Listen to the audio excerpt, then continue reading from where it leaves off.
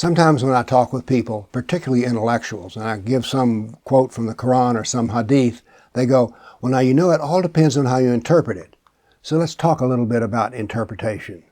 The you can vary, that is, when they say it all depends on how you interpret it, which of several billion people on the face of the earth do they mean? But this is a make-believe land in which there is no objectivity because we don't have time to ask all those people, and besides that, they wouldn't say the same thing. But basically how Kafirs interpret it is they're afraid and they censor themselves. Let me give you an example.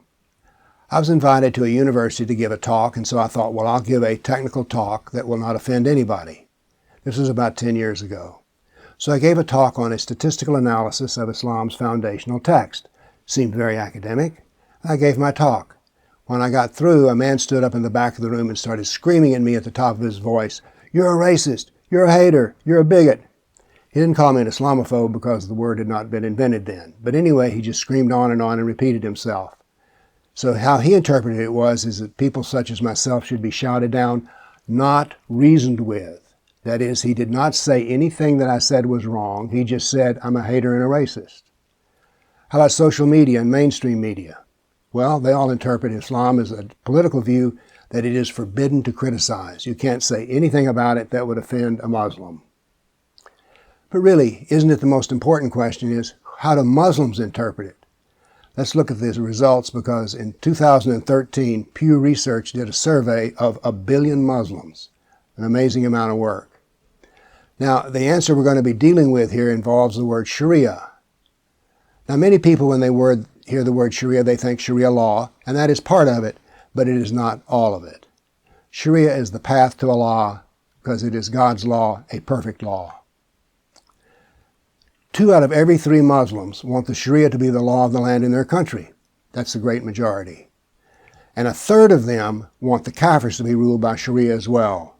So 2/3 want Sharia for themselves, and 1/3 want us, the Kafirs, to be ruled by Sharia. What is this and why do I object to it? Because under the Sharia, the Kafir is subjugated.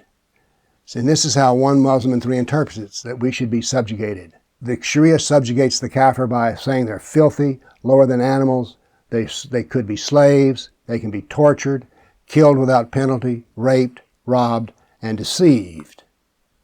Let's go further. 1 out of every 3 billion Muslims think that apostasy should result in a death sentence. That's actually a little over 1/3. Now, how would they interpret this? Here's a quote from Bukhari. Not a quote, but a summary. A man and a woman from amongst them committed adultery. Muhammad ordered both of them to be stoned to death. And how do Muslims interpret this? Well, they say that 40% of them say that honor killings are perfectly fine.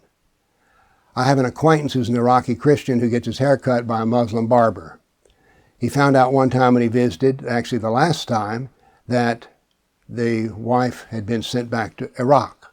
What happened? She was killed 2 days later.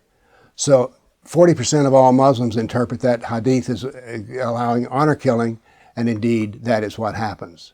Does it really make any difference to that woman that 60% of the Muslims disagree with this? And what do our feminists interpret about honor killings? They ignore it, they deny it, and they say, oh, well, those are just tribal customs. It has nothing to do with Islam. And how do intellectual apologists interpret Sharia? They give language like this. The Sharia is designed to protect human welfare through 6 core universal interests: life, religion, reason, wealth, family, and honor.